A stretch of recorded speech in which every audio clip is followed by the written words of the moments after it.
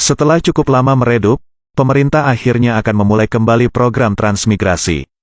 Saat ini Kementerian Desa, Pembangunan Daerah Tertinggal, dan Transmigrasi telah memulai tahapan rekrutmen, pelatihan, serta penyiapan lokasi transmigrasi yang bagus untuk dikembangkan. Saat ini terdapat hampir 140 kawasan transmigrasi di seluruh Indonesia. Namun yang menjadi prioritas saat ini adalah wilayah perbatasan serta kawasan yang dekat dengan perbatasan.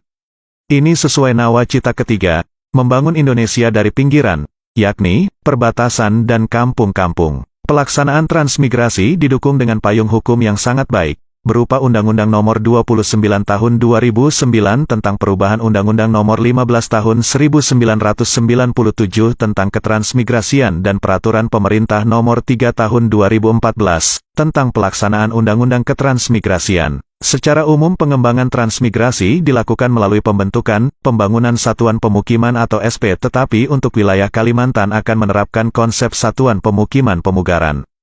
Ini artinya, para transmigrasi langsung diintegrasikan dengan masyarakat setempat. Pemukiman yang dibangun termasuk untuk masyarakat setempat sehingga mencapai jumlah 300-500 kepala keluarga dan menjadi kelompok pemukiman baru. Mengapa tertarik ikut transmigrasi? Bagi pulau yang sudah padat seperti Pulau Jawa serta sulitnya mencari sumber penghidupan baru, transmigrasi merupakan salah satu peluang untuk mengubah nasib peruntungan. Karena di tempat yang baru, peluang berusaha, untuk tahap awal, tidak perlu dicari karena pemerintah sudah menyediakan lahan pertanian dan perkebunan yang siap untuk digarap. Masing-masing kepala keluarga akan mendapatkan rumah dan lahan perkarangan seluas 0,25 ha diberikan secara cuma-cuma. Lahan pertanian seluas 3 ha per kepala keluarga yang pembayarannya dicicil dengan harga sangat terjangkau, jika sudah lunas status lahan perkarangan dan lahan pertanian bersertifikat hak milik.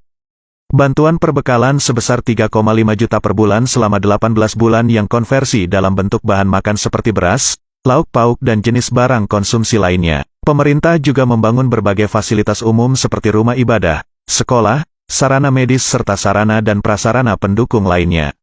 Semua kebutuhan dasar dilengkapi oleh pemerintah.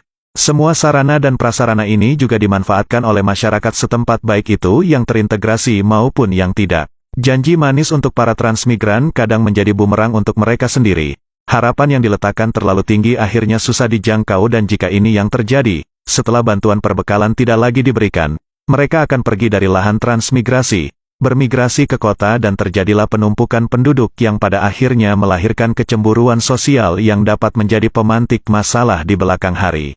Tidak semua penduduk tempatan dapat menerima kehadiran transmigrasi dengan tangan terbuka. Ada kalanya mereka menerima dengan keterpaksaan, ini dikarenakan adanya anggapan bahwa para transmigran diperlakukan istimewa oleh pemerintah dengan berbagai fasilitas yang mereka dapatkan. Sementara penduduk setempat berjibaku dengan kondisi yang lebih memprihatinkan. Mereka sebagai tuan rumah pada kondisi nyata ternyata lebih miskin dari orang luar yang datang dan mendiami wilayah mereka. Akar tradisi dan budaya adalah masalah lain yang sering menjadi pemicu. Karena penduduk setempat beranggapan bahwa lahan yang berikan kepala para transmigrasi merupakan lahan mereka yang seharusnya dimaksimal untuk kesejahteraan masyarakat setempat. Lahan ini kemudian menjadi bersertifikat sementara lahan penduduk tempatan hanya bersadarkan pengakuan dan saling percaya di antara mereka. Hal-hal tersebut di atas bisa ditanggulangi oleh pemerintah pusat bersama-sama dengan pemerintah daerah setempat. Para transmigrasi tidak cukup hanya dibekali dengan pengetahuan dan keterampilan pekerjaan, tetapi sisipkan sedikit tentang adat dan budaya setempat agar kelak datang di lokasi baru tidak gagap budaya. Selain itu pemerintah perlu sedikit mendengarkan adanya keluhan-keluhan dari penduduk, para pemuka agama, tokoh-tokoh adat setempat dan bila dianggap perlu masyarakat sekitar mendapatkan perlakuan yang sama dari pemerintah.